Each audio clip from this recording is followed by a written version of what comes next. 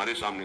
कोई भी भक्ति की ऊंची भूमिका पर जब चढ़ने के लिए होगा तो परिस्थितियां उसके विपरीत रखी जाती, माया रखती है पूरा जो वो तो आप अपनी देख रहे हो इसलिए आपको लग रहा है।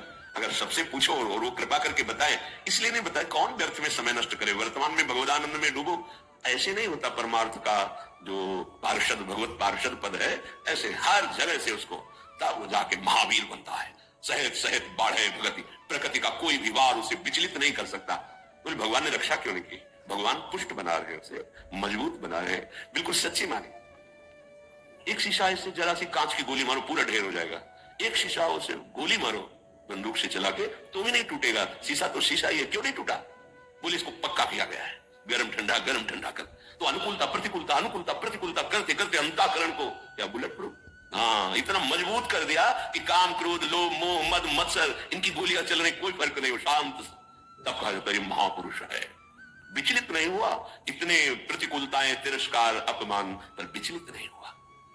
लाभालाभ परमार्थ के पथिक को देखना चाहिए कि प्राकृतिक लाभ और अलाभ में समान भाव रहे।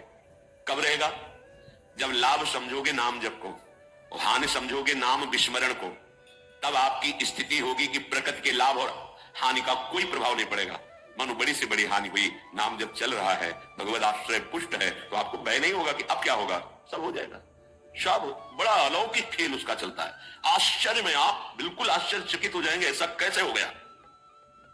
एक एक बात आपकी सुन रहा है आपका आराध्य देव, एक एक सेकंड उसकी दृष्टि है आप पर। चिंता मत करो, हो सकता है एकदम हानि कर दे आपकी, जहां जहां सुख की आशाएं लगाए हुए हो। बड़ी कृपा है, हाँ, वो सब हटा दिया। अब भी बड़ी कृपा है, अब तो कोई चिंता ही नहीं, क्योंकि जिसकी चिंता थी सब हट गया। राधा राधा राधा राधा। बहिर्मुख पुरुषों का, विषयों का, मान सम्मान का सब कुछ सानिध्य प्राप्त है, और उपासक के हृदय में किंचन मात्र उसकी प्रति लाभ बुद्धि नहीं है, उसकी हानि हो जाने पर उसे कभी शोक नहीं होगा। श्रीपाद कह रहे लाभालाभ, लाभ और हानि में तुम्हारे अंदर समान भाव आ जाए। कैसे आ जाएगा?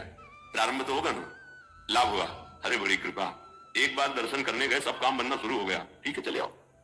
थोड़े दिन के बाद उससे ज्यादा गिरना शुरू हुआ, अब क्या हो गया? वहां पावर नहीं रहा या यहां कुछ गड़बड़ी हो गई? कुछ गड़बड़ी की बात नहीं, अब तुम्हें पावरवान बनाया जा रहा है। आना, भगवत मार्ग में चलना, भक्ति मार्ग को स्वीकार करना, जो भागवतिक वृत्ति थी, अगर लौकिक लाभ में भूल गए तो हानि में वो छोड़ दोगे भगवत मार्ग। वो करके देखा कोई लाभ नहीं भाई नहीं, चूक मत करना। प्राकृतिक लाभ और हानि ये दोनों समान हो करना हमारे स्वामी का कर्तव्य है, क्योंकि हम उनकी शरण में हैं, तो वो हमारे जीवन में ये करते रहेंगे। कभी अचानक एकदम सम्मान तो कभी भारी अपमान, कभी बहुत लाभ एकदम हानि। अब क्या होगा? अगर ये प्रश्न उठा तो शरणागति में कलंक है।